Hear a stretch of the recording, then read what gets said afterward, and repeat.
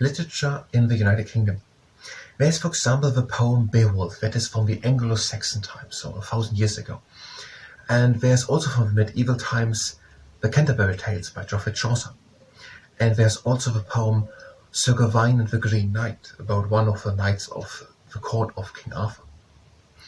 And then there was William Shakespeare, and he wrote, for example, sonnets. And these are poems, and they have 14 lines, and they rhyme in a specific way.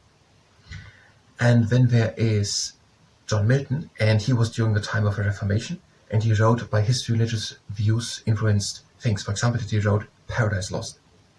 Then there's William Wordsworth, and he was inspired by nature when he wrote about poetry. And so Walter Scott, he was inspired by Scotland and traditional folk songs. And then there are more poets. In the 19th century, poetry was very popular. For example, William Blake, John Keats, Alfred Lord Tennyson, Lord Byron, Elizabeth Bell Browning, and Robert Browning. Or then later in the First World War, from the First World War, living through it, there were Sir Wilfrid Owen and Sigrid Sassoon. And then even later, there are Sir Walter de la Mare and John Masefield, and John Betjeman and Ted Hughes.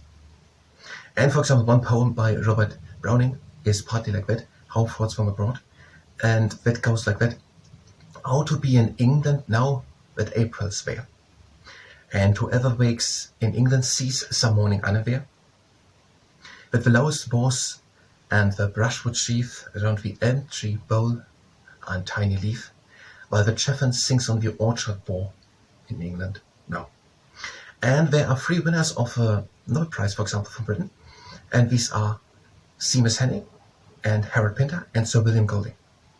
And there's also the Booker Prize for Fiction that is given out since 1968. And Ian McEwan, for example, won it. Or Julian Barnes or Hilary Mantel.